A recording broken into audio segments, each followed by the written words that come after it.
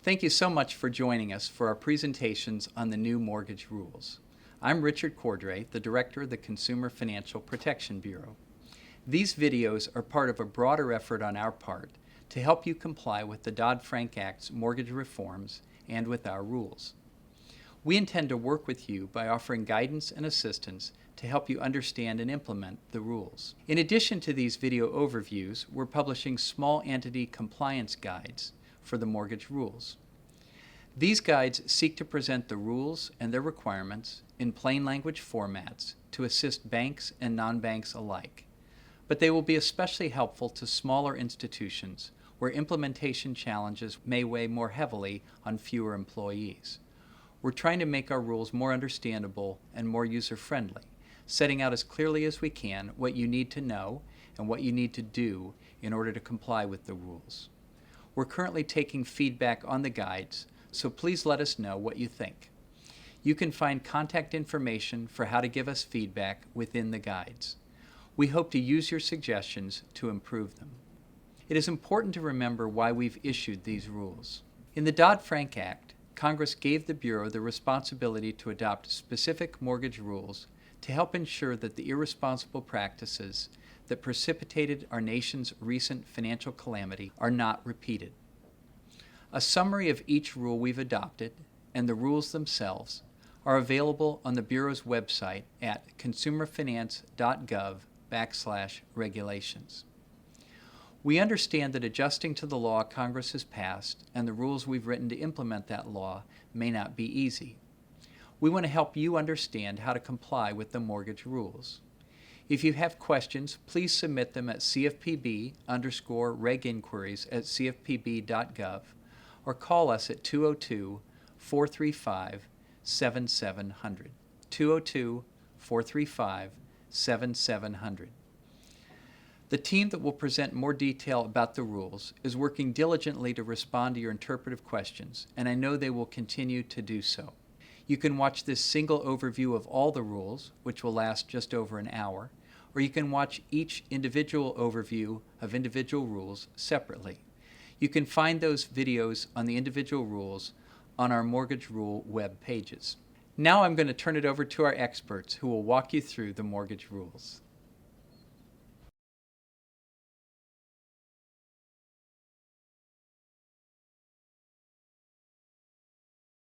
Hello, my name is Kelly Cochran, and I'm the Assistant Director for Regulations at the CFPB.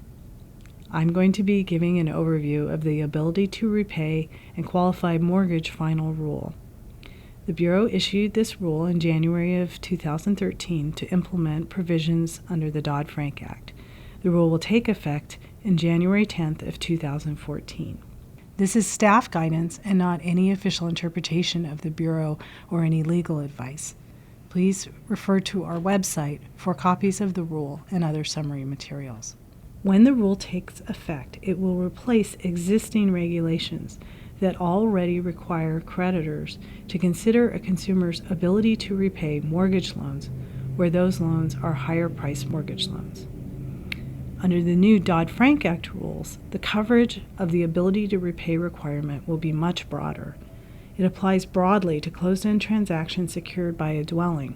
There are certain exclusions from the rules for home equity lines of credit, timeshares, reverse mortgages, temporary or bridge loans, and construction phases of a construction to permanent loan.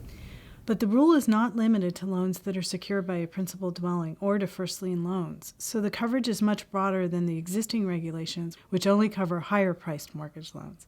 The core of the ability to repay requirement is that creditors make a reasonable good faith determination at or before consummation that the consumer will be able to repay the loan. We'll talk more about the specific provisions in the rule to implement this requirement. The second major element of the regulation concerns what are called qualified mortgages. The Dodd-Frank Act provides that qualified mortgages will receive a presumption of compliance with the ability to repay requirements. Basically, where a creditor is willing to meet certain restrictions in order to have the loan become a qualified mortgage, in return, their risk of liability for failing to satisfy the ability to repay requirements is reduced. Under the regulations, there is a safe harbor for loans below the higher price mortgage loan threshold. For loans above that threshold, there is a rebuttable presumption in which consumers can challenge compliance, but only on certain grounds. We will discuss this in more depth later in the presentation.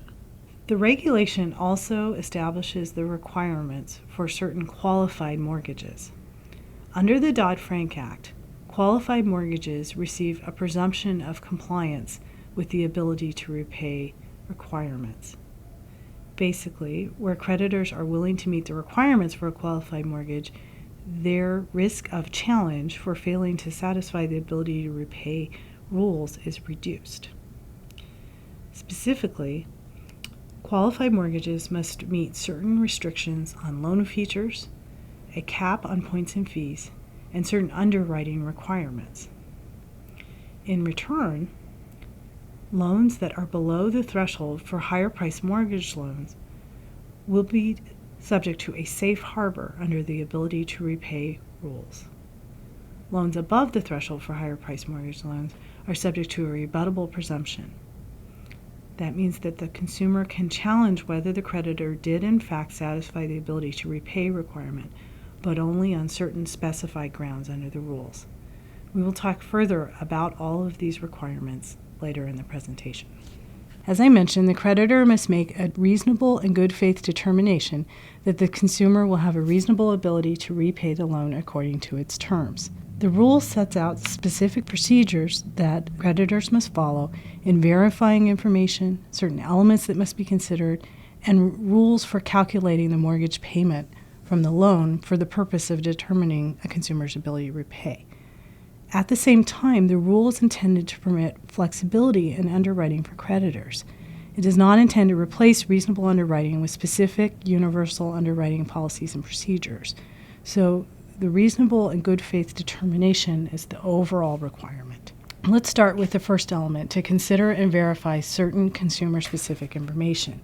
The rule sets forth 8 categories of consumer information that must be considered. These are things like income or assets, the mortgage payment on the loan that's being originated, current debt obligations, alimony, child support, and other factors.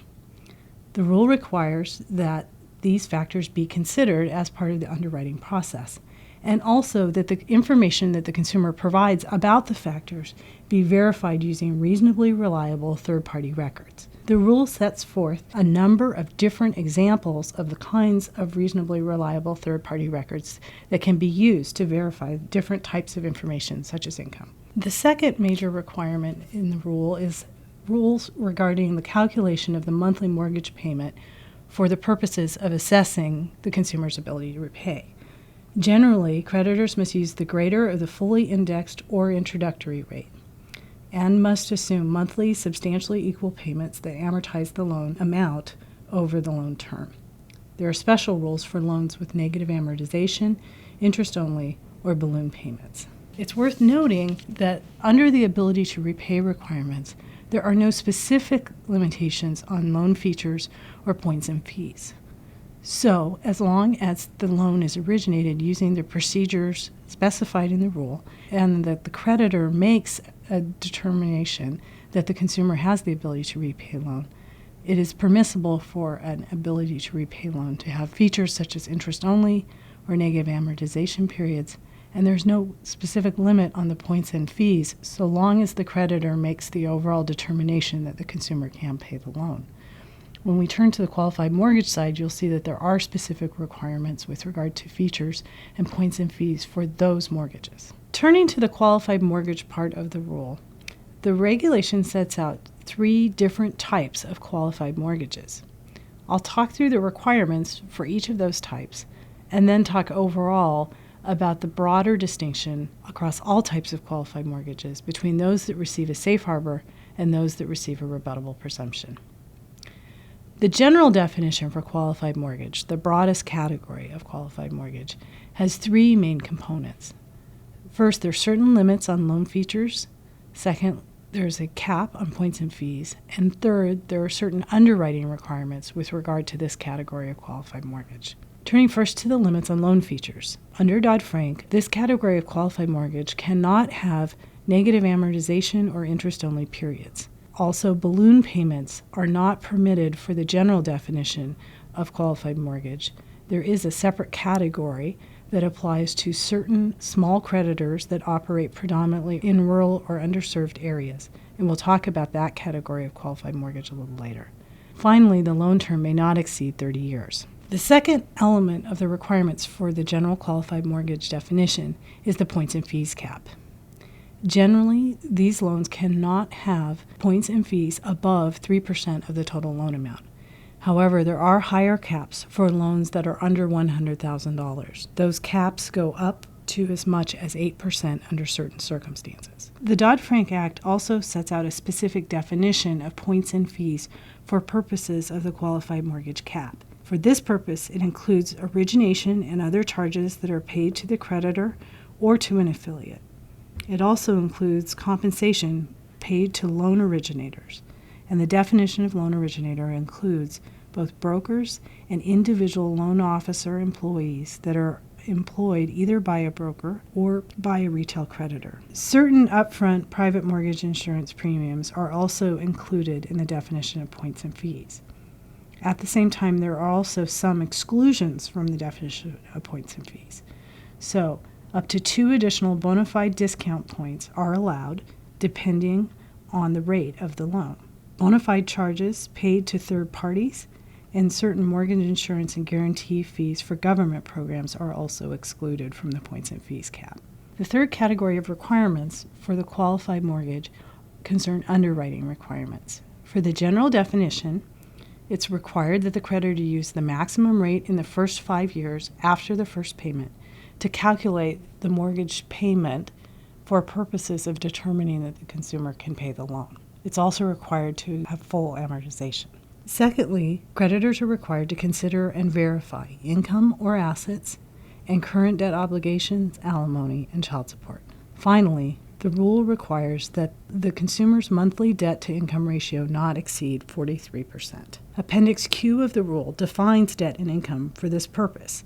It is based on FHA guidelines, so it will be familiar to many creditors. In addition to the general requirements for qualified mortgage that I just described, there is a second category of qualified mortgages. This is a temporary category that will go away over time. I'll first explain what the requirements are for this category and then talk about how it will expire. Compared to the general definition we just went over, the limits on loan features and the points and fees cap are the same for the temporary alternative qualified mortgage. The difference concerns the underwriting requirements. In lieu of the underwriting requirements that we just discussed, this temporary category of qualified mortgage must be eligible for purchase, guarantee, or insurance, either by the government-sponsored entities, Fannie Mae and Freddie Mac, or by HUD, the Department of Veterans Affairs, the Department of Agriculture, or the Rural Housing Service. So in lieu of the 43% DTI cap and the other underwriting requirements, the simple requirement is that they be eligible for purchase, guarantee, or insurance by these entities.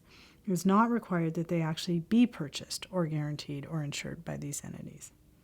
As I mentioned, this category of qualified mortgage will expire over time, so that new loans will not be eligible under this definition. First, the federal agencies that I just mentioned have their own rule writing authority under the Dodd-Frank Act to define which of their loans are qualified mortgages for themselves. So this temporary provision will apply only until they issue their own rules and those rules take effect, or 7 years, whichever happens first. Secondly, with regard to the GSEs, the provision will sunset or expire once their government conservatorship ends, or 7 years, whichever comes first, so that after that time, this definition will no longer be available, but loans that were originated under the definition before it expired will continue to maintain their qualified mortgage status going forward. The third category of qualified mortgage concerns balloon payment qualified mortgages, and I mentioned at the top. This is a very limited category of qualified mortgage. It's created by the Dodd-Frank Act. Generally, the Dodd-Frank Act prohibited qualified mortgages from containing balloon payment features, but it did make an exception for small creditors that operate predominantly in rural or underserved areas under certain conditions. The requirements for this category of qualified mortgage are similar to what we've already talked about. With regard to the limits on loan features, they are the same as the general definition of qualified mortgage, except for the fact that a balloon feature is permitted under certain circumstances. The points and fees cap also applies, just as it does in the other categories of qualified mortgage. With regard to the underwriting requirements for the balloon payment qualified mortgage, there are several unique provisions. First, the loan term must be at least 5 years in length. Secondly, the creditor must use an amortization schedule that is no longer than 30 years. The rules require that creditors consider and verify debts, income, and either a debt-to-income ratio or residual income, but there is no flat 43% DTI requirement. Finally, there are a series of requirements concerning the creditor and the nature of their operations. First, the creditor must make at least 50% of its first lien mortgages in rural or underserved counties. The Bureau will publish a list on an annual basis of which counties receive this designation to make it easier for creditors to determine their eligibility. Secondly, the creditor's assets must be under $2 billion. Third, including originations by affiliates, the creditor must make no more than 500 first lien mortgages per year. And finally, the balloon payment qualified mortgages must generally be held in portfolio for at least 3 years, although there are certain provisions in the rule to allow earlier sales if, for instance, one eligible creditor was transferring a balloon payment loan to another eligible creditor, or there were mergers or other unusual circumstances. Finally, there is a requirement that the balloon payment qualified mortgages must generally be held in portfolio for at least 3 years.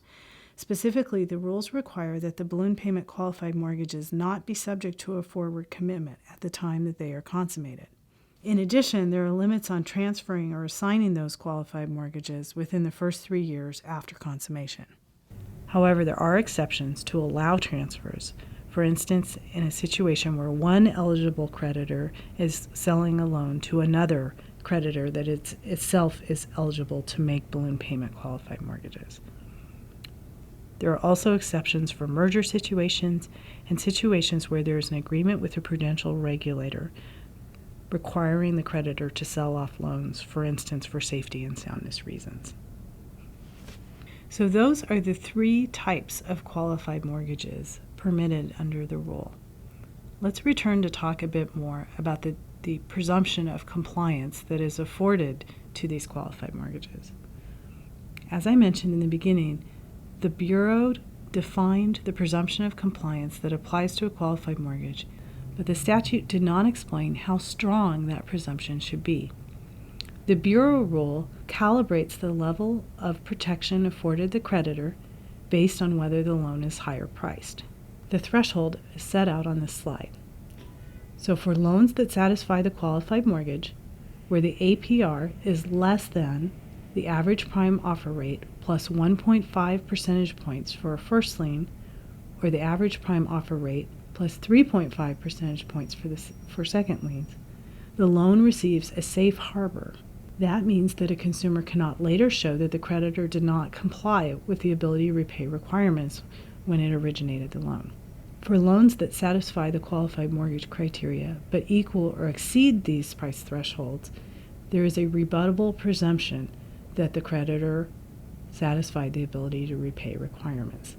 That means a consumer could bring a challenge for failure to comply, but the challenge would be limited because the consumer would have to show that they were left with insufficient residual income to cover basic living expenses.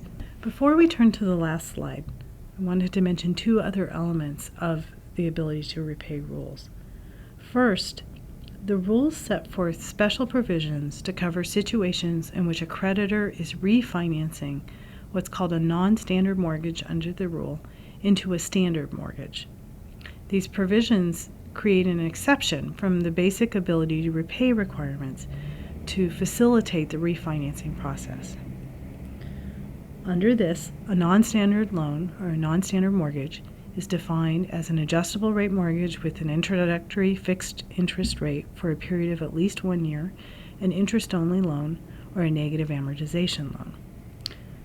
Standard mortgages are ones that do not have negative amortization, interest-only payments, or balloon payments. There are also certain limits on loan terms and points and fees. The interest rate must be fixed for the first 5 years, and there are limits on the use of loan proceeds. Finally, the monthly payment must be materially lower than the current payment. Generally, that would be 10% or more. The other element of the ability to repay rules that I wanted to mention was prepayment penalty restrictions. The Dodd-Frank Act strictly limits the use of prepayment penalties on mortgages. Once the rules take effect, prepayment penalties will not be permitted except for certain qualified mortgages. The mortgages must either be fixed or step rate and not higher price mortgage loans. There are certain caps on the prepayment penalties that are permitted even for those loans, and the creditor must offer an alternative loan with no prepayment penalty to the borrower. I briefly wanted to describe the proposal that the Bureau issued in January to revise and supplement certain parts of the final rule. The comment period on this proposal closed February 25th, and we're now in the process of going through the comments and hope to issue a further final rule as quickly as possible. We want to issue it well before the implementation date so that people have sufficient time to adjust their planning for implementation accordingly.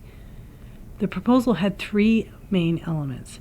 The first is to exempt certain types of lending programs from the general ability to repay requirements.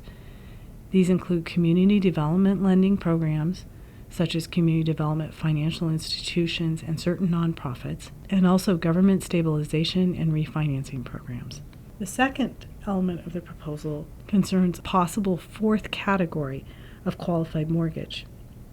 This category is somewhat similar to the balloon payment qualified mortgage in that it is focused on small creditors who hold their loans in portfolio.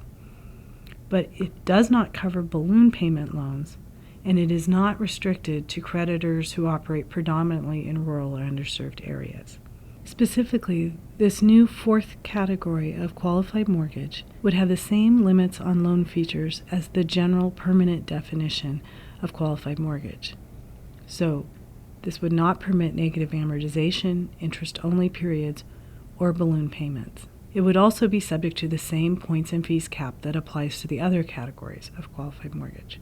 But similar to the balloon payment qualified mortgage, it would have more flexible underwriting standards. The payment calculations would have to be calculated using the maximum interest rate in the first 5 years of the loan. The creditor would have to consider and verify debts, income, and either debt-to-income ratio or residual income. But there would be no specific 43% debt-to-income ratio required. Finally, there would be certain requirements based on the nature of the creditor. Specifically, the creditor would have to have assets of less than $2 billion. With its affiliates, it would have to originate 500 or fewer first lien mortgages per year, and it would generally have to hold the qualified mortgages in portfolio for at least 3 years, subject to the same exceptions I discussed earlier for the balloon payment qualified mortgage. However, there is no requirement that the creditor operate in any particular counties to be eligible for the proposed category of qualified mortgage. The final set of issues addressed in the proposal concern the calculation of points and fees for purposes of the qualified mortgage definitions. Specifically, we were seeking comment on the treatment of loan originator compensation. As you may remember, loan originator compensation is counted towards the points and fees cap, but there are a number of technical issues that arise in calculating that. In particular, we were seeking comment on situations where payments are passed from one party to another, for instance, from a consumer to a creditor, and from the creditor to a broker, or to its own loan employees, and how those various payments should be calculated. We also sought comment on definitions and whether any further guidance or harmonization would be required with other rules that the Bureau was issuing in January concerning loan originator compensation. We hope to tie this off as quickly as possible. We know that people are very concerned and want to understand how the further final rule will affect their implementation process. My name is Mitchell Hochberg, Senior Counsel in the Office of Regulations of the Consumer Financial Protection Bureau, and this is the Bureau's Mortgage Servicing Final Rule. The Mortgage Servicing Final Rule amends Regulation Z, which implements the Truth in Lending Act, and Regulation X, which implements the Real Estate Settlement Procedures Act. Both the Truth in Lending Act and the Real Estate Settlement Procedures Act currently impose certain requirements on mortgage servicers. Sections 1418, 1420, 1463, and 1464 of the Dodd-Frank Act empowered the Bureau to address numerous problems relating to mortgage servicing by imposing certain requirements on mortgage servicers. To implement these requirements, the Bureau amended Regulation Z and Regulation X to add additional requirements for mortgage servicers with respect to the servicing of mortgage loans. Regulation Z includes 3 new requirements relating to mortgage servicing. The first is a requirement for servicers to provide a periodic statement for certain mortgage loans. Second is for servicers to make certain adjustments to the disclosure requirements for adjustable rate mortgage loans. And the third is requirements relating to prompt crediting of mortgage borrower payments and providing borrowers with payoff statements. The Bureau's rules under Regulation X include 5 new requirements. These are requirements relating to error resolution and information requests, requirements relating to forced place insurance for borrowers for which the servicer lacks a reasonable basis to believe the borrower's maintained hazard insurance, general servicing policies, procedures, and requirements relating to the servicing operations, early intervention and continuity of contact for borrowers that have become delinquent, and loss mitigation procedures for handling applications for loss mitigation options submitted by borrowers. The loss mitigation procedures also include protections relating to dual tracking. The mortgage servicing rules include requirements for servicing of borrower accounts that are current, as well as additional requirements for borrowers that become delinquent. The servicing requirements that are applicable for all borrowers, including borrowers that are current on their accounts, include the periodic statement requirements, the ARM interest rate adjustment notices, the error resolution and information request requirements, the general servicing policies and procedures, and certain requirements relating to forced place insurance. The periodic billing statement requirement provides that creditors, assignees, and servicers must provide a periodic statement for each billing cycle containing certain content. That content includes information on payments currently due and previously made, fees imposed on the account, transaction activity, application of past payments, contact information for the servicer and housing counselors, and where applicable, information regarding delinquencies. The periodic statement requirement is subject to certain exceptions. First, a periodic statement is not required for fixed-rate mortgage loans if a coupon book is provided. Second, certain types of mortgage loans are not subject to the periodic statement requirement. These include reverse mortgage transactions, and in addition, timeshare plans are not required to receive a periodic statement. The periodic statement requirement under the Bureau's rules only applies to closed-end mortgage loans and does not apply to open-end mortgage loans. Open-end mortgage loans are subject to requirements set forth elsewhere in the Truth in Lending Act and Regulation Z. The periodic statements must meet the timing, form, and content requirements provided in the rule. The rule includes sample forms that servicers may use to assist in compliance with these requirements. The periodic statement requirement is also subject to a small servicer exemption.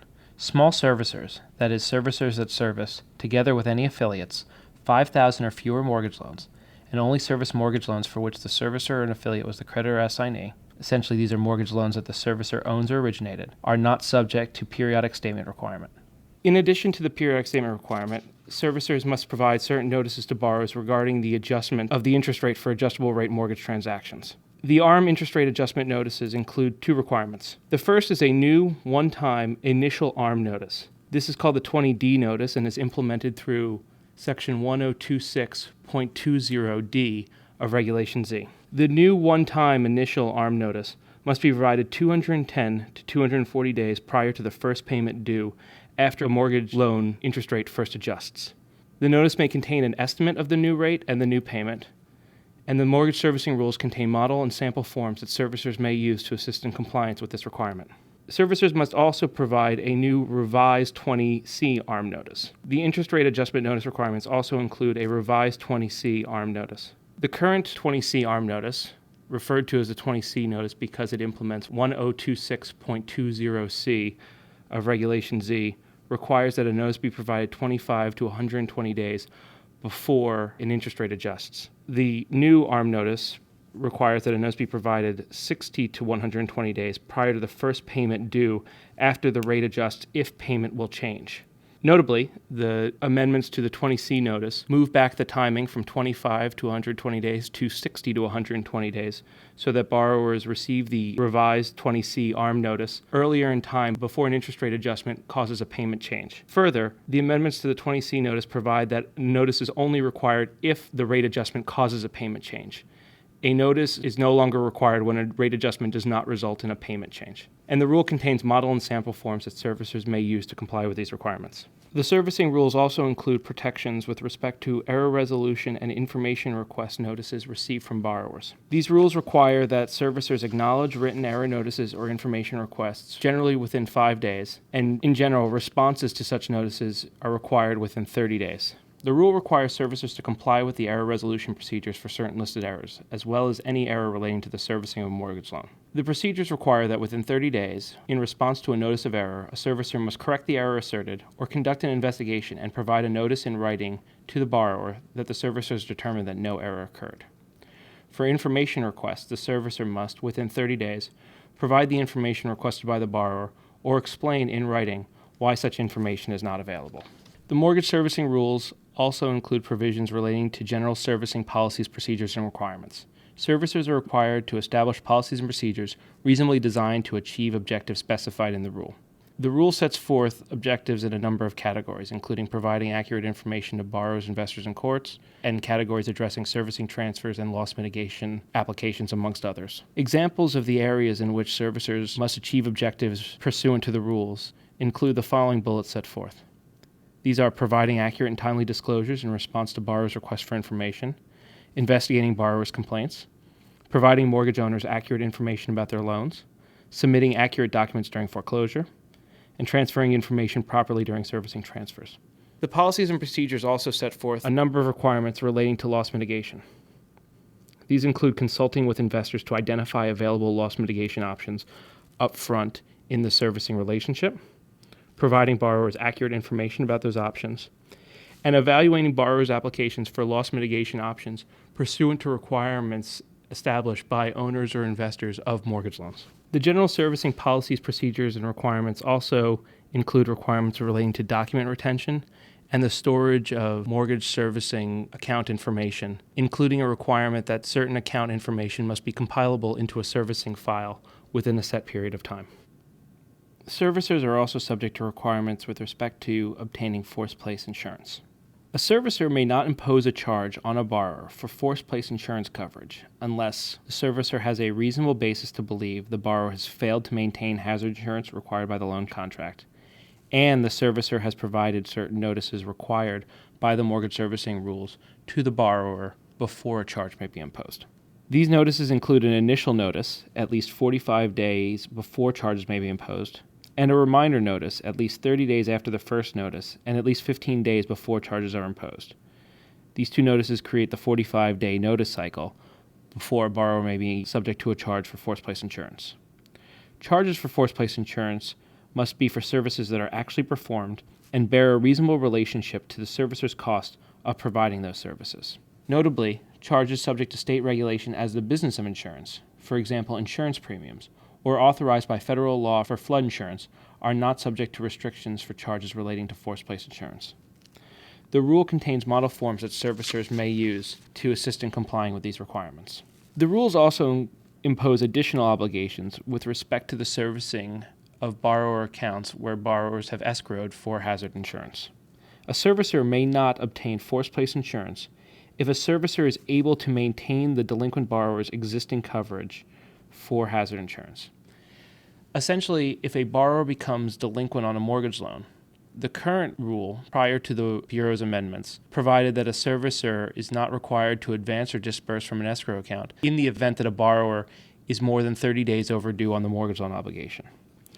The amendments in the Bureau's mortgage servicing rules provide that notwithstanding the delinquency of the borrower, including for borrowers that are more than 30 days overdue, a servicer may not obtain hazard insurance if the servicer is capable of maintaining the borrower's existing coverage by advancing funds to an escrow account or dispersing those funds from an escrow account A servicer is considered unable to maintain the borrower's hazard insurance if the property is vacant or if the insurance has been canceled for reasons other than non-payment.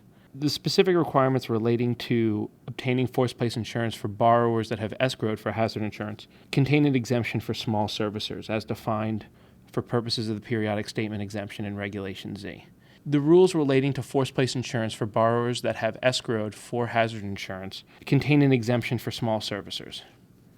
Small servicers, as defined in Regulation Z in connection with the periodic statement requirement, are exempt from the forced place insurance rules for escrowed borrowers, so long as any forced place insurance obtained by such small servicer is less costly than the amount the servicer would be required to advance to maintain the borrower's hazard insurance.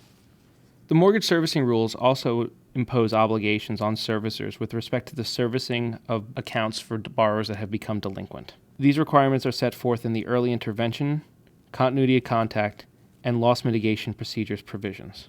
The early intervention requirement provides that by the 36th day of a borrower's delinquency, a servicer must make good faith efforts to engage in live contact with borrowers. And further, by the 45th day of a borrower's delinquency, a servicer must provide written information to borrowers about loss mitigation options that may be available.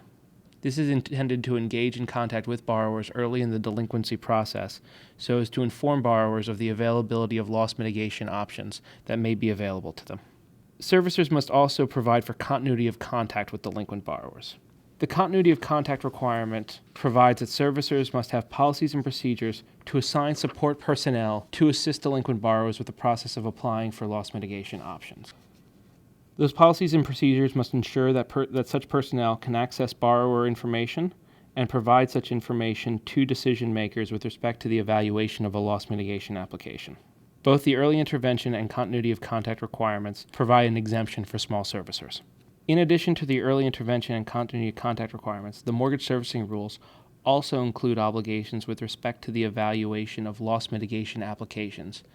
A loss mitigation application is an oral or written request for a loss mitigation option that is accompanied by any information required by a servicer for evaluation for a loss mitigation option. For any loss mitigation application received 45 days or more before a foreclosure sale, a servicer is required to review the application, determine if the application is complete or incomplete, and provide a written notice within 5 days stating the servicer's determination of completeness, and, if an application is incomplete, the information required to complete the application and a date by which such information should be provided. A servicer is required to exercise reasonable diligence in obtaining documents and information to complete the application. Upon review of the loss mitigation application, the servicer must provide a written decision to the borrower regarding whether the servicer will offer the borrower a loss mitigation option.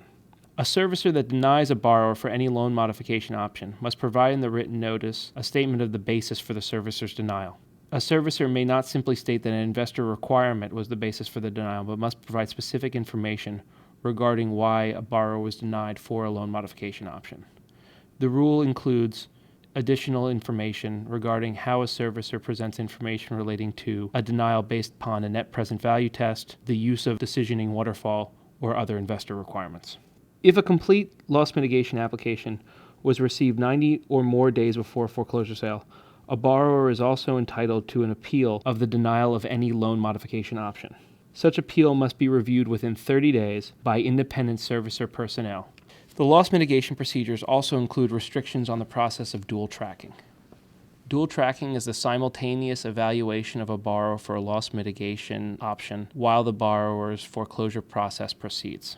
The Bureau has implemented a restriction on dual tracking when a borrower submits a complete loss mitigation application. A servicer may not begin the foreclosure process when a borrower has submitted a complete loss mitigation application unless one of the following events has occurred. The servicer denies the application and the time for any appeal has expired. The borrower declines or fails to accept a loss mitigation option, or the borrower fails to comply with a loss mitigation agreement. In order to implement this protection on beginning the foreclosure process when the borrower has submitted a complete loss mitigation application, the Bureau has also established a 120-day prohibition on beginning the foreclosure process. A servicer may not make the first notice or filing required for foreclosure for a borrower unless the borrower is more than 120 days delinquent. A servicer may not make the first notice or filing required for foreclosure for a borrower that is 120 days or less delinquent. This prohibition provides the borrower time to submit a complete loss mitigation application and receive an evaluation for a loss mitigation option. Once the foreclosure process has started, the loss mitigation procedures provide restrictions on dual tracking with respect to the completion of the foreclosure process. After a foreclosure starts, if a borrower submits a complete application for a loss mitigation option more than 37 days before a scheduled foreclosure sale, a servicer may not complete the foreclosure until the servicer has evaluated the application for all available loss mitigation options, notified the borrower of the result, and one of the above-mentioned steps has occurred. These are specifically that the servicer denies the application and any time for an appeal has expired, the borrower declines or fails to accept the loss mitigation option, or the borrower fails to comply with a loss mitigation agreement. A servicer is under an obligation to notify foreclosure counsel that a complete application has been received so as to effectuate the restrictions on dual tracking. The loss mitigation procedures, like the early intervention and continuity of contact requirements, are subject to an exemption for small servicers. As a reminder, those three requirements, as well as the periodic statement requirement set forth under Regulation Z, and the provisions relating to obtaining force-placed insurance for borrowers that have escrowed for hazard insurance, also include an exemption for small servicers. A small servicer services, together with any affiliates, 5,000 or fewer mortgage loans, all of which are owned by or were originated by the servicer or its affiliates. Small servicer determinations are made each January 1st for the remainder of the year, based on the number of loans serviced by the servicer and its affiliates. There are 2 points to keep in mind with respect to the small servicer exemption. First, the small servicer exemption includes any housing finance agency, regardless of the size of the servicing portfolio of any such agency. And second, for any loan, a master and any subservicer must each be a small servicer. Thus, if a servicer that is otherwise small hires a subservicer for a mortgage loan and the subservicer does not meet the requirements for a small servicer, the master servicer and the small servicer must comply with the requirements of the rule and do not gain the benefit of the small servicer exemption for that mortgage loan. In addition to the small servicer exemption, other exemptions apply to the requirements set forth under Regulation X. Reverse mortgage transactions and mortgage loans for which a lender is a qualified lender pursuant to the Farm Credit Act of 1971 are exempt from the general servicing policies, procedures, and requirements, the early intervention provisions, the continuity of contact provisions, and the loss mitigation procedures. Further, reverse mortgage transactions are exempt from the periodic statement requirement. Finally, ARMs with terms of 1 year or less and certain unique transactions are exempt from the ARM disclosure requirements. The effective date for the mortgage servicing rules is January 10th, 2014. Hello, my name is Paul Mondor. I'm Managing Counsel in the CFPB's Office of Regulations. I'm going to take you through the Bureau's new Loan Originator Compensation and Qualification Rule. This is staff guidance and not any official interpretation of the Bureau or legal advice. This is the master slide or roadmap. Following slides will elaborate on each of these major points. By way of background, this is a series of requirements designed to address concerns that loan officers, mortgage brokers, and others have incentives to steer borrowers to potentially harmful loans. The Federal Reserve Board rulemaking regarding compensation preceded Dodd-Frank, and then Dodd-Frank essentially codified most of the board rules requirements, but with some differences that led to the need for an additional rulemaking. That was this new final rule just issued in January. It builds on the Federal Reserve Board's rule, but it clarifies certain aspects, and it picks up the additional tweaks and twists that Dodd-Frank added. There are 2 primary provisions to the rule, and they correspond to the first 2 bullets on this slide. The prohibition on compensation based on terms and the prohibition on what we call dual compensation. The rule also clarifies the application of the existing rule concerning pricing concessions and profit-sharing plans, as it expands the record-keeping requirement by applying it to non-creditor loan originators and extending it from 2 years to 3 years for compensation records. In addition, the rule has provisions concerning qualification of loan originators.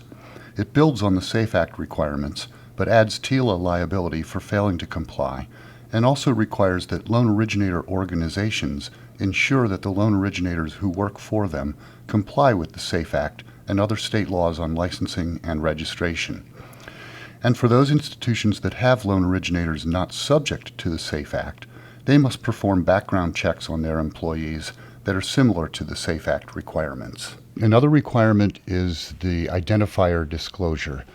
Loan originators must disclose their Nationwide Mortgage Licensing System and Registry, or NMLSR, ID number on loan documents. Mandatory arbitration clauses mean clauses requiring the consumer to submit disputes to binding arbitration, or the application or interpretation of agreements so as to bar a consumer from bringing a claim in court in connection with any alleged violation of federal law.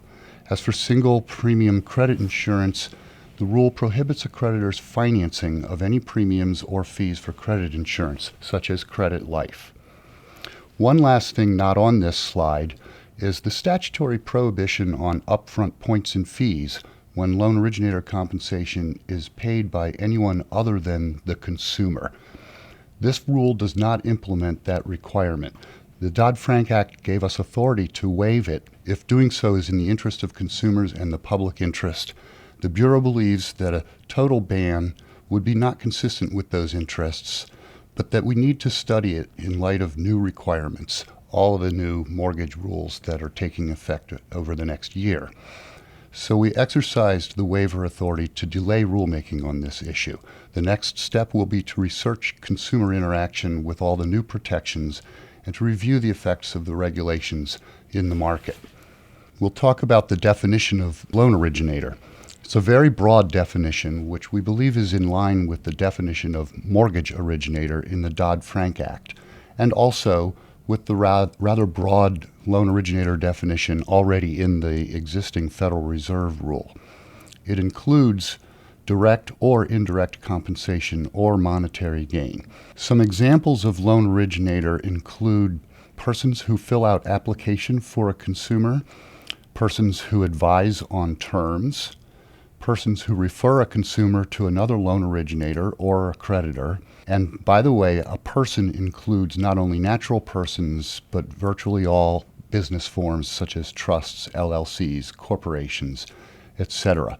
There are, however, certain exclusions from the meaning of loan originator, and these are largely statutory from the Dodd-Frank Act. Some of those include manufactured home employees who do not take a credit application or advise a consumer on loan terms, servicers, including their employees, contractors, or agents, if they are not replacing and satisfying an existing obligation, that is, not doing a refinancing, real estate brokers who do not also act as mortgage brokers in the transaction, managers who do not originate loans, or administrative and clerical staff who process loans on behalf of creditors and loan originators without offering or negotiating transaction terms. This is the start of a couple of slides that will drill down more on the first of the two principal prohibitions. That is compensation that's based on a term of a transaction. Compensation is defined very broadly to include any incentive. Terms of a transaction include the rights and obligations in the note or other credit contract and in the security instrument, as well as any document incorporated in those by reference. Any loan originator or creditor fees or charges imposed on the consumer for the credit or for any product or service connected to the credit.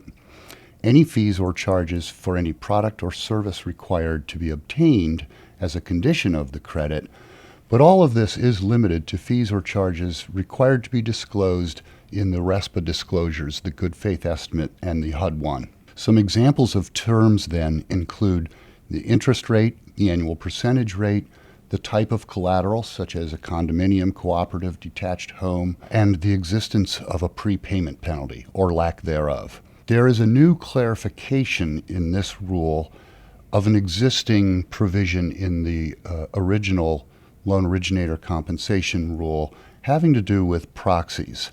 The rule also prohibits compensation based not only on a transaction term, but on any factor that is a proxy for a transaction term. Originally, the rule basically provided only that much. This final rule expands and clarifies by defining what constitutes a proxy. And it's essentially a two-part test that you can see at the bottom of this slide.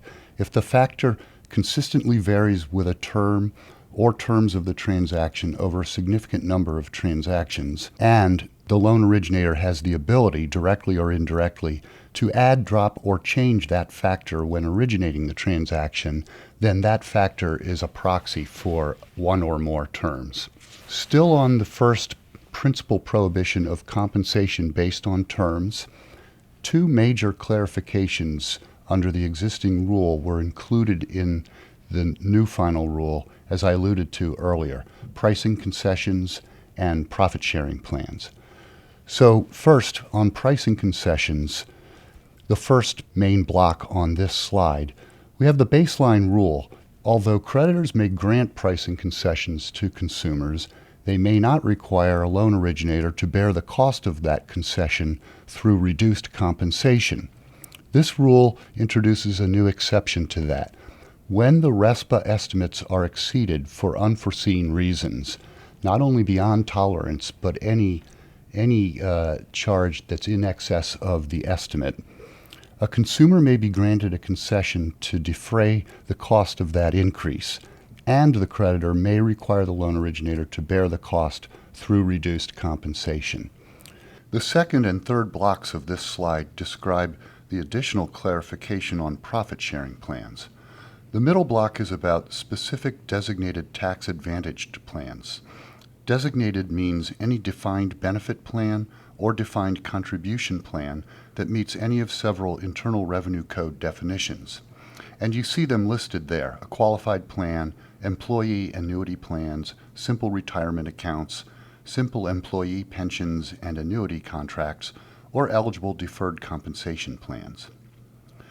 Designated defined benefit plans are expressly permitted without further inquiry, while designated defined contribution plans are permitted as long as the contribution isn't directly or indirectly based on the terms of that individual loan originator's transactions. The other block gets a little more complicated. It's for non-designated plans. The baseline rule here is that no loan originator may receive or be paid compensation in an amount that is based on a term of a transaction, the terms of multiple transactions by that loan originator, or the terms of multiple transactions by multiple individual loan originators. The commentary clarifies that loan originator compensation based on mortgage-related business profits amounts to compensation that is based on terms of transactions of multiple loan originators. But the rule also creates a couple of new exceptions.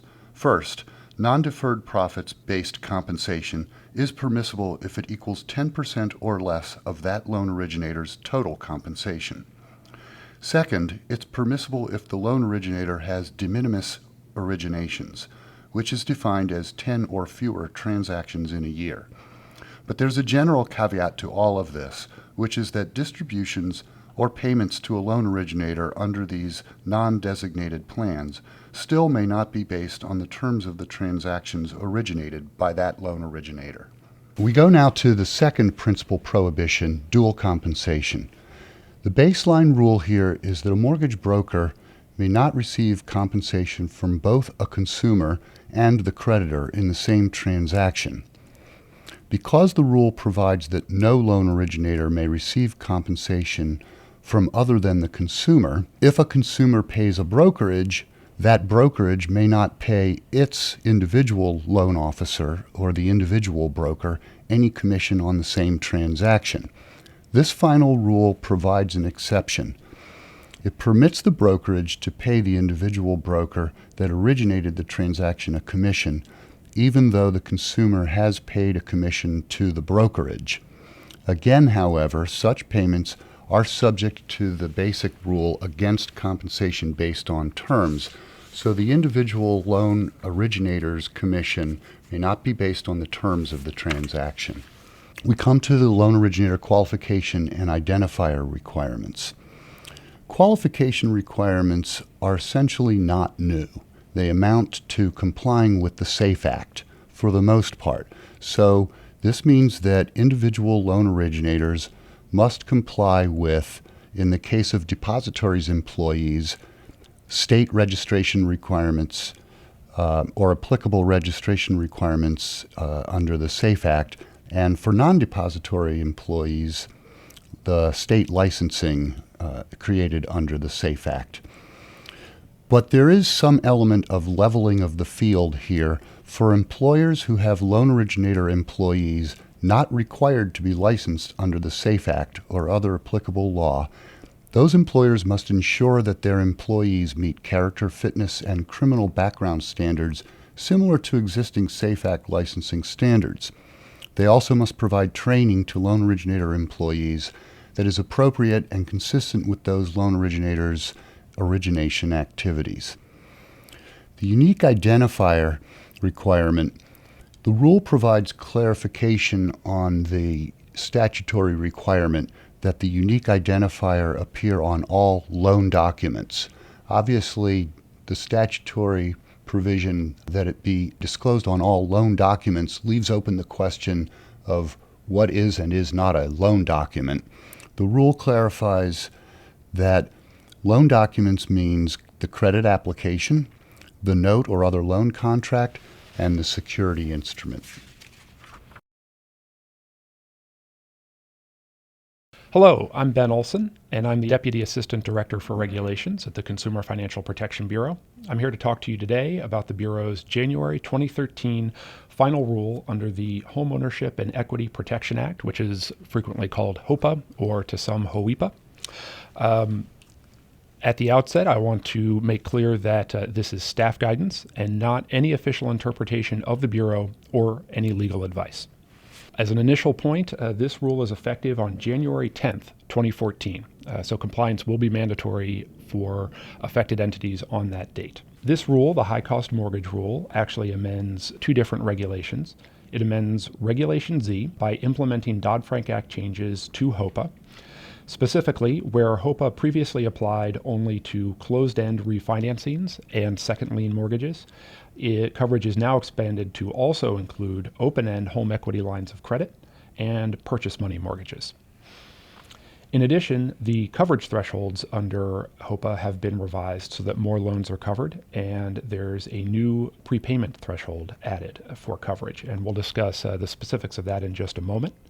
We'll also discuss new protections for high-cost mortgages, including counseling, as well as a new counseling requirement for negative amortization loans. And as I'll discuss in a minute, that applies to all such loans, not just loans that are subject to HOPA. In addition, this final rule amends Regulation X, which implements the Real Estate Settlement Procedures Act, and it implements a Dodd-Frank Act requirement to provide counseling lists to borrowers in most mortgage transactions. A transaction subject to HOPA coverage is a high-cost mortgage if the APR is greater than, and there are different thresholds for different types of transactions.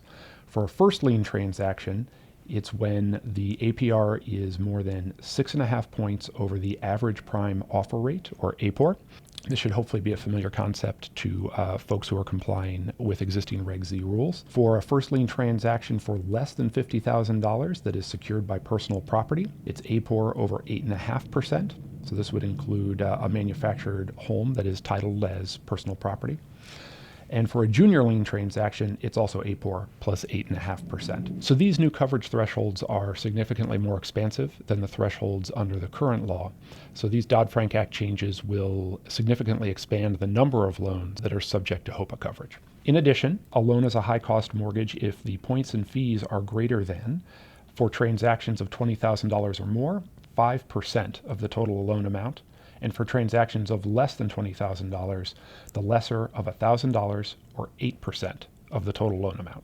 The Dodd-Frank Act amendments and this final rule also add a new coverage threshold based on the prepayment penalty. A loan is a high-cost mortgage under this rule if a prepayment penalty is authorized that either could be charged more than 36 months after consummation or account opening, or that exceeds 2% of the amount prepaid. Note that prepayment penalties, as we'll discuss on the next slide, are prohibited for high-cost mortgages. So this threshold serves as an effective cap. In other words, if a prepayment penalty triggers this cap, then the loan is a high-cost mortgage and it is a prohibited prepayment penalty.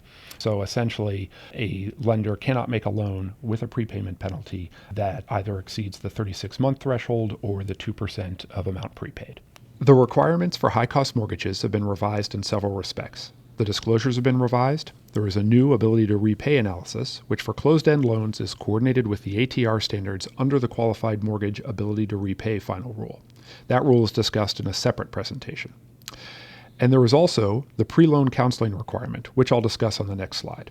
Balloon payments are generally banned. There are narrow exceptions, which include an exception in rural and underserved areas that's, again, consistent with the treatment of balloon payments in the Qualified Mortgage Ability to Repay rulemaking.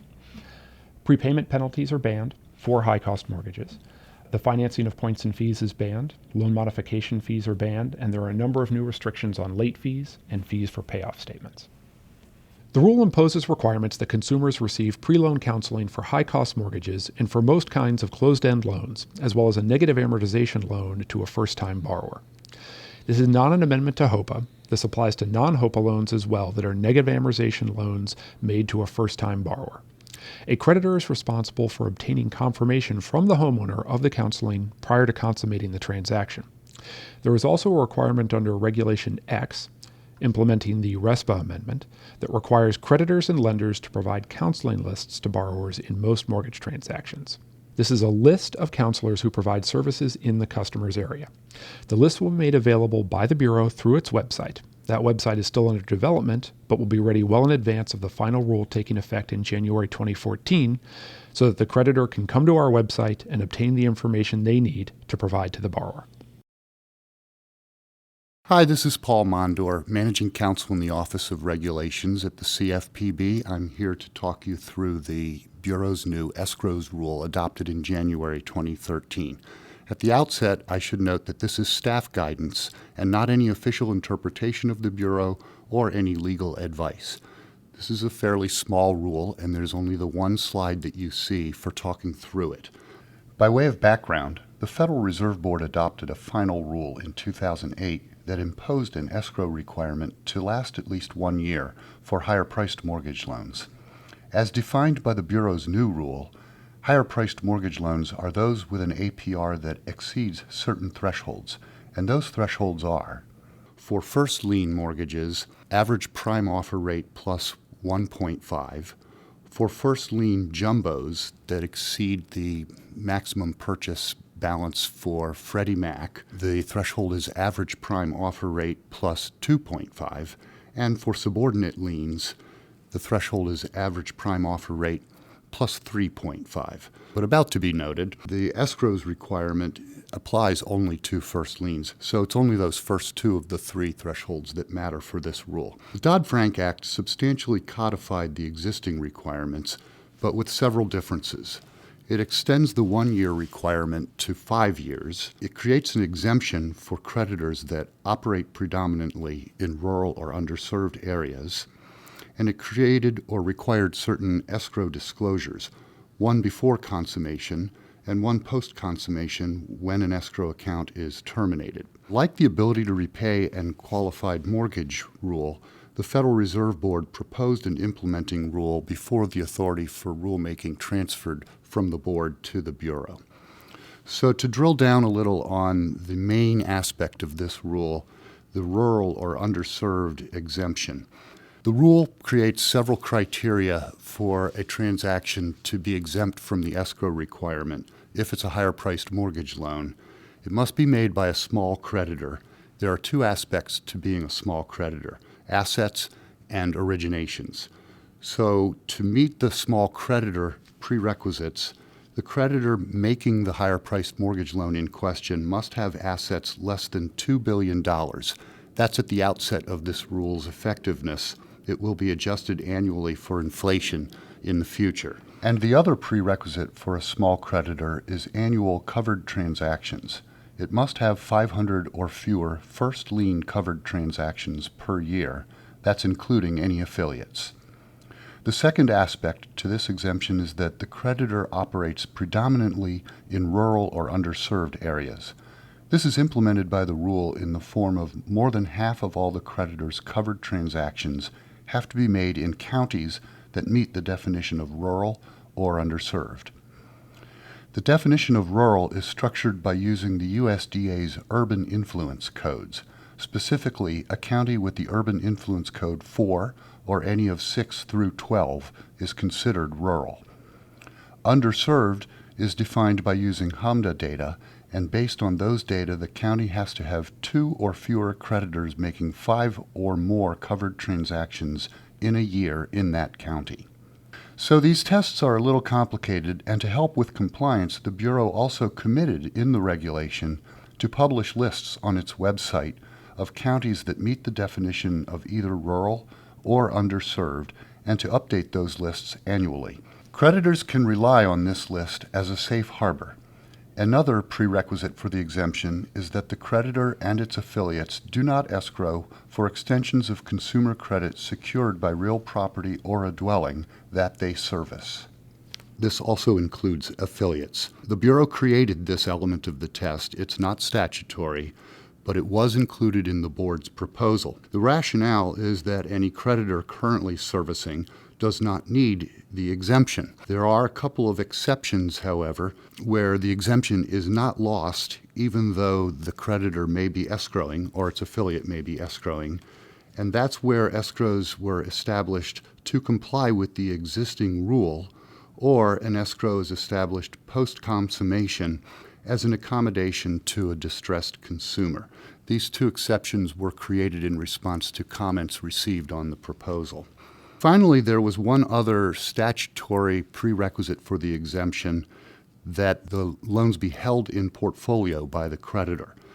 This was not implemented directly by the rule, but the rule does effectively implement it in an indirect manner through an additional requirement that at consummation, the loan not be subject to a forward commitment for purchase by another entity after the loan is closed, if that entity itself is not eligible for the exemption. I also mentioned the disclosure requirements that the statute created.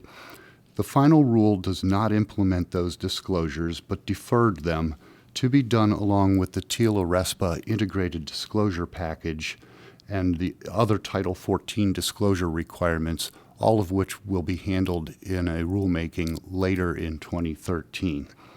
The final point on this rule has to do with the effective date.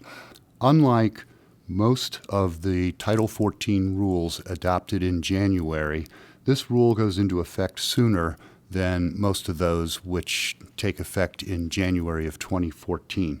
This rule takes effect June 1st, 2013, and that's because the Bureau sized up this rule and recognized that the bulk of it is burden relief, and that implementation would be not only easy to accomplish on a shorter time frame, but even a welcome thing to small creditors that would like to take advantage of the exemption. That's everything on this rule. Hello, I'm Ben Olson, and I'm the Deputy Assistant Director for Regulations at the Consumer Financial Protection Bureau. And now we'll be talking about two final rules issued by the Bureau in January of 2013 on appraisals. Both of these rules are effective on January 18th, 2014. This is staff guidance and not any official interpretation of the Bureau or any legal advice. So the Bureau issued actually two final rules on appraisals in January. The first was an interagency rule amending the Truth in Lending Act and Regulation Z.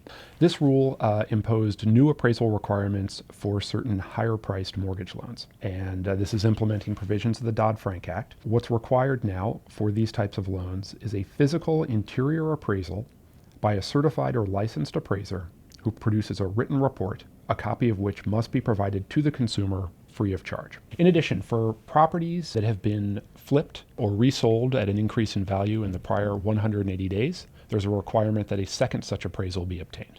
The second appraisals rule was issued by the Bureau alone, and it amends Regulation B, which implements the Equal Credit Opportunity Act. This implements a Dodd-Frank Act amendment that requires that consumers receive a free copy of an appraisal or valuation. And this rule, unlike the interagency TILA rule, which applies only to certain higher-priced mortgage loans, applies to all first lien loans.